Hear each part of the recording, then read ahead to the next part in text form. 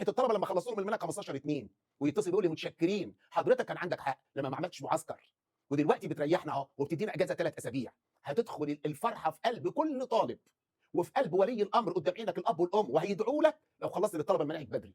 حاول تعمل الكلام ده، انا ما اعرفش تعمله ازاي، انما اجتهد انك تعمل الكلام ده. انا فاهم طبعا بخبرتي كمدرس بيدرس بقى له 42 سنه ثانويه عامه وثانويه ازهريه ان انت عندك حساباتك والمركز وعايز تمشيه مع الاونلاين والكلام ده كله.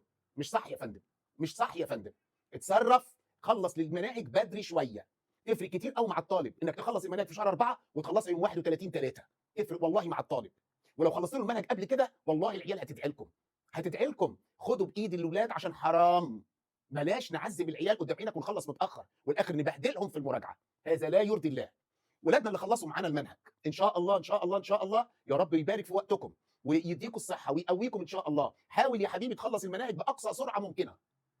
اهو انا بقول كلام بسيط، ما اعرفش برضه انت تعمل ده ازاي. لازم تخلص المناهج بسرعه، لما تعرف الكتاب من الجلده للجلده اعصابك هتهدى، وبالتالي هتقدر قدام عينك تراجع براحتك مره واثنين وتعيد وتزيد وتعرف فين الصعب وفين السهل. الصعب نعيده تاني نحل امتحانات كتير انا بقول انا هراجع 18 حصه، 6 حصص جيولوجيا و12 حصه قدام عينك للاحياء. بص ليه؟ عشان خلصنا بدري، معانا وقت الى اخره. احنا عاملين طبعا والله والله والله 3 مرات بالله، وكلمه والله بتهتز لها 7 سماوات. واياك والكذب. انا صادق في كل كلمه بقولها. ما بعرفش ان في طالب اشترك اكتر من حاجه في الاحياء، اللي داخل يشترك جيولوجيا واللي داخل يشترك قدام عينك دي ان ايه ومناعه وتكاثر. وبعض الطلبه اقسم بالله هتسمع الكتاب كله تاني، وللاسف كانوا بياخدوا مع مدرسين. هل ده يرضي ربنا؟ هل ده يرضي ربنا؟ طب ما هو جاي يدفع لنا فلوس كتير. اقسم بالله ما في طالب بعرف انه اشترك في 3 4 قدام عينك فصول في المنهج الا لما بحزن على ولي الامر. ليه الفلوس دي كلها؟ بس الطالب مسكين، واللي هيخلص في شهر 4 هيعمل نفس القصه.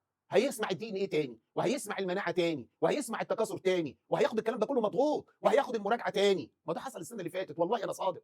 العيال كانت بتبكي من كل محافظات مصر. ليه؟ لان العيل قدام عينك لقى نفسه خلص ومش عارف يحل. انا عمال احفظ ومش فاهم حاجه. بص يا حبيبي انت وهو، لو كلامي ده نبهك انك ماشي غلط لو سمحت الحق دلوقتي يا ابني، احنا في شهر 2.